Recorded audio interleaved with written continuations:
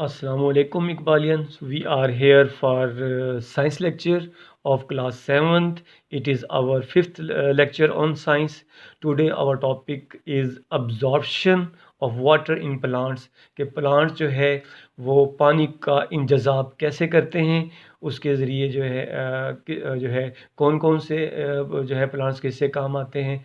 तो मेन हिस्सा जो प्लांट्स का है जो पानी को जज़ब करने में अहम किरदार करता है वो रूट्स हैं। अगर रूट्स को देखा जाए तो रूट्स एंड इसकी जो हेल्प करती हैं जो है अब्जॉर्प्शंस एरिया को बढ़ाती हैं, वो इसके साथ इसके ऊपर जो है छोटी छोटी जो है टिनी रूट हेयर्स होती हैं जो इसके इंजज़ाबी या इसके अब्जॉर्प्शन एरिया को बढ़ाती हैं।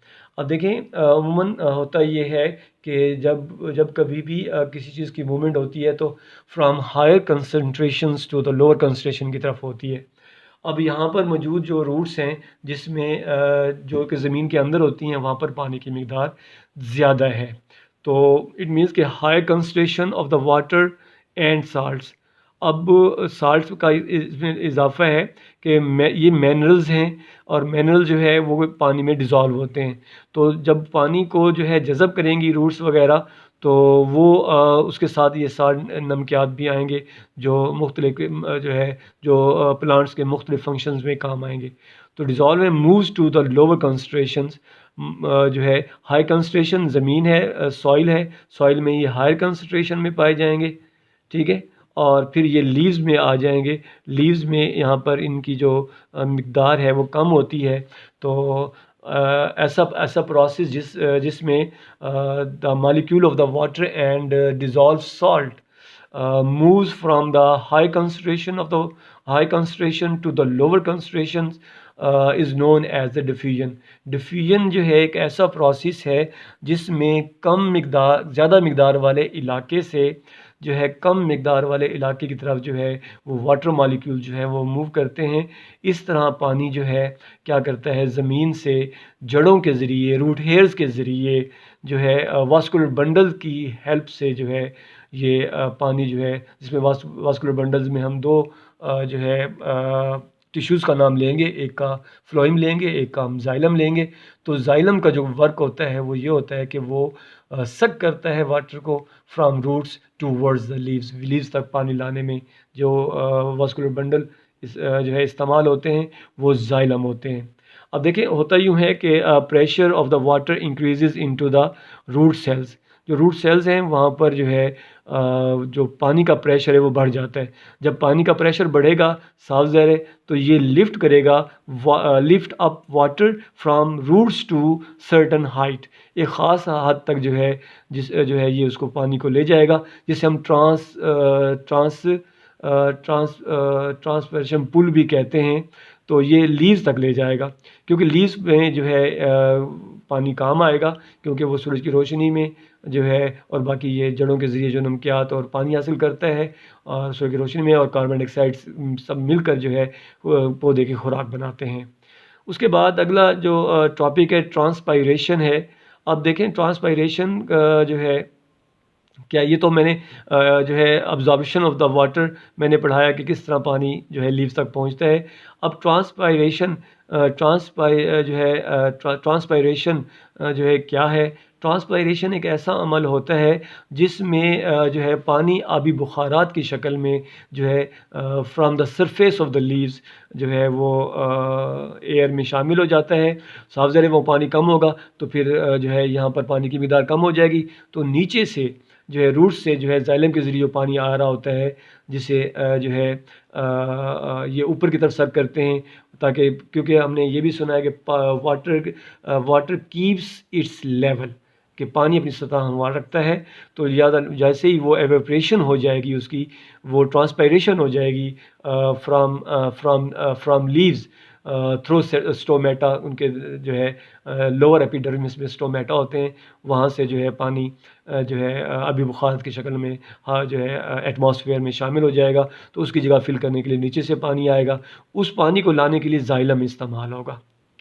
क्या इस्तेमाल होगा, जाइलम इस्तेमाल होगा, और वो जाइलम जो है वो पानी को रूट से जो है लीव्स तक ले आ जाएगा।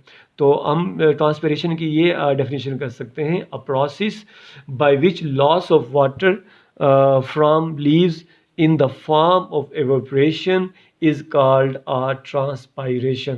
इस तरह जो है इस पूरे, जब मैंने अब बात की पहले कि ट्रांसपायरेशन पुल हो जाता है, मकसद है कि जो है ऊपर पानी ट्रांसपायरेशन से जो है खारिज हो जाएगा, फिर नीचे से पानी ऊपर आ जाएगा, और ये पूरा एक जिस तरह सिलसिला जो है नीचे से पानी ऊपर की जानिब जो है वो मूव करता रहता है। अब यहाँ पर मैंने कुछ जो है एक स्ट्रक्चर दिया हुआ है, स्ट्रक्चर ऑफ द रूट्स दिया हुआ है। हम इसका वक्त तो इसका फंक्शन तो हमने पढ़ लिया कि क्या फंक्शन होता है। रूट्स का फंक्शन जो है dissolve minerals and water from soil सक करती हैं, और जाइलम के ज़रिए जो है ये जो है सर्टन एरियाज़ जहाँ पर इसकी ज़रूरत होती है वहाँ तक ये पानी पहुँचाती है। तो अगर आप स्ट्रक्चर के लिहाज से बात करते हैं तो एपिडर्मिस है, कॉर्टेक्स है, पिथ एंड वास्कुलर बंडल्स। पिथ के अंदर ही वास्कुलर बंडल्स होते हैं। अगर हम एपिडर्मिस की जो है बात करते हैं तो सबसे पहला ये outermost covering of a cell, ये सेल की जो आउटर मोस्ट कवरिंग है इसको जो है ये हम क्या कहते हैं, एपिडर्मिस कहते हैं। मैंने यहाँ नाम पे भी बताया हुआ है कि एपिडर्मिस आउटर मोस्ट कवरिंग है जो सेल को इसने घेरे हुए है, और इसके ये जो हमने ये मैंने तस्वीरें जो ये बनाया हुआ है हुक्नुमा, ये हुक्नुमा दरअसल ये रूट हेयर्स हैं, और ये एक्सटेंशन ऑफ एपिडर्मिस होती हैं, एपिडर्मिस की एक्सटेंशन होती हैं, और ये भी इंजज़ाबी तरीके को इंजज़ाबी प्रोसेस को बढ़ा देती हैं, ज़्यादा से ज़्यादा पानी जो है जज़ब होता है। उसका अगला हिस्सा जो है एक्सटेंशन ऑफ द एपिडर्मिस, मैंने कहा रूट हेयर्स होती हैं।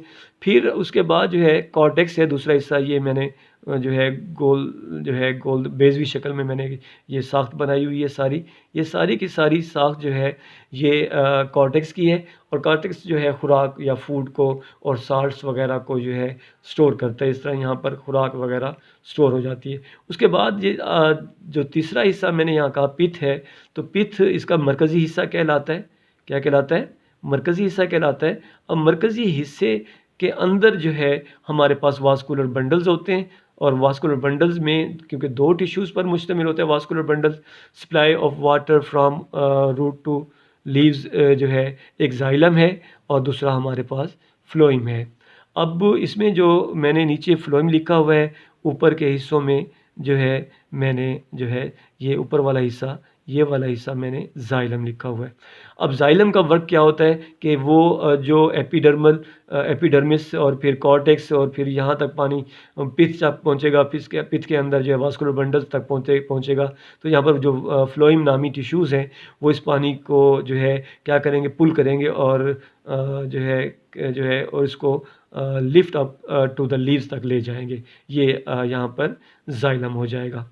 उसके बाद दूसरा है ये फ्लोइम है, इसका काम क्या होता है कि ये जो है supply of food from leaves to all parts of the plant, ये प्लांट के तमाम हिस्सों पर या लिटरली जहाँ पर जो है इनकी ज़रूरत होती है वहाँ तक इस पूरे खुराक को जो लीव्स में प्रिपेयर होती है ये उसको वहाँ तक ले जाते हैं। तो इस तरह जो है खुराक जो है वो पत्तों से जिस पौधे के तमाम हिस्सों तक पहुंच जाती है।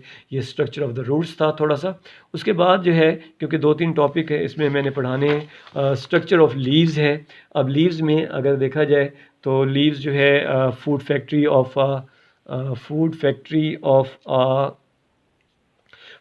ऑफ अ प्लांट कहलाती है। इट मीन्स कि यहाँ पर ही खुराक बनती है। तो मैं एक डायग्राम की मदद से समझाने की कोशिश कर रहा हूँ। जिसकी सबसे पहली ऊपर वाली ये लेयर है, इसे हम क्यूटिकल लेयर का नाम देते हैं। क्यूटिकल लेयर में भी जो है फैट से बनी होती है, लिपिड्स से बनी होती है, और ये जो है क्या करती है, ये एक दबेज़ तय होती है जो इसके अंदरूनी हिस्सों की हिफाजत करती है। उसके नीचे ही जो है अपर एपिडर्मिस है। अपर एपिडर्मिस है, और इसी तरह इसकी 2 डर्मिस होगी, एक अपर एपिडर्मिस होगी, एक लोअर एपिडर्मिस होगी। और उसके बाद दूसरे सेल जो हैं ये हमारे पास इस किस्म के जो सेल्स हैं इसको हम पिलीसाइड मेसोफिल सेल्स कहते हैं। अब मेसोफिल सेल्स एक ऐसे सेल्स होते हैं जहाँ पर खुराक का जो प्रोसेस है ना, खुराक बनती है, तो मेसोफिल सेल्स में ही खुराक बनती है। और मेसोफिल सेल्स ही जो है ये green parts of the leaves होते हैं, और इन्हीं इन्हीं हिस्सों में खुराक बनती है। मेसोफिल सेल्स में दो किस्म के मेसोफिल सेल्स होते हैं। एक जो है ये इसनुमा के सेल्स होते हैं, जिसे स्पॉन्जी मेसोफिल सेल्स कहा जाता है। एक इस तरह के सेल्स होते हैं जिन्हें जो है इस तरह के दूसरे जो है इस तरह के सेल्स होते हैं। तो इनको हम जो है इस तरह के सेल्स को जो है हम पिलीसाइड मेसोफिल सेल्स कहते हैं, और इस तरह के सेल्स को हम स्पॉन्जी मेसोफिल सेल्स कहते हैं। अब उसके बाद जो है ये दरमियान में खाली जगह मैंने दिखाई हुई हैं। दरअसल ये एयर स्पेस है, यहाँ पर हवा जमा हो जाती है, कार्बन डाइऑक्साइड जो है वो जमा हो जाती है, और फिर वो स्टोमेटा के ज़रिए, जहाँ मैंने स्टोमेटा की डायग्राम बनाई हुई है, स्टोमेटा के यहाँ भी मैंने स्टोमेटा की डायग्राम बनाई हुई है। और ये स्टोमेटा जो है ऐसा सुराख होता है जो कि लोअर एपिडर्मिस में होता है। कहाँ पर होता है?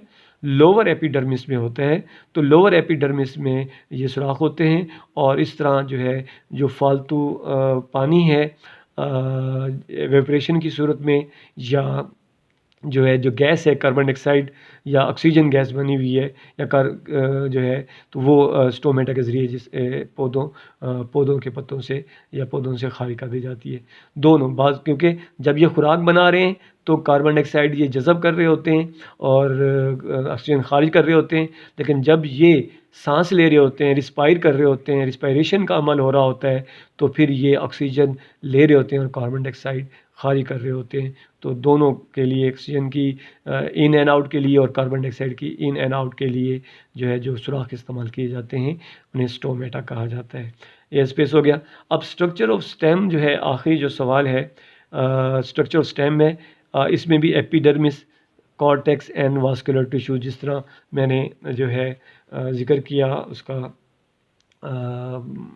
रूट्स का, यहाँ भी इन एपिडर्मिस का या कॉर्टेक्स का और वास्कुलर टिश्यूज़ का फंक्शन एक ही होता है। अब इसके लिए होमवर्क है आपका। होमवर्क में आप जो सवाल लिखेंगे, पहला जो सवाल होगा जो है वो आप लिखेंगे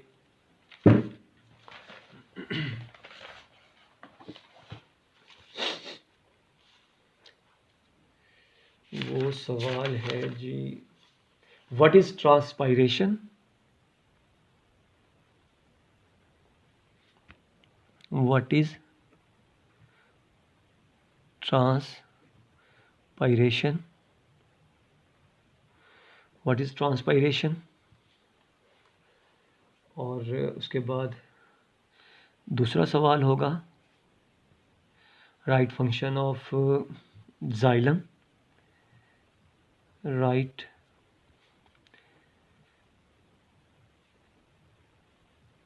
फंक्शन ऑफ जाइलम टिश्यू।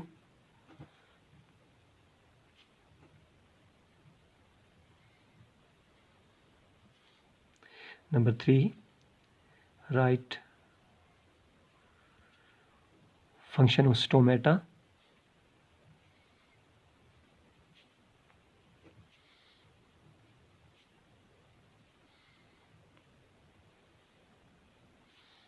और नंबर 4 है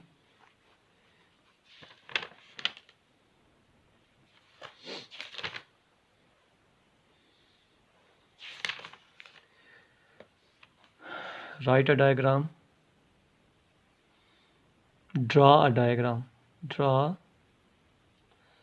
a diagram of leaf and label it. Diagram of leaf and label it.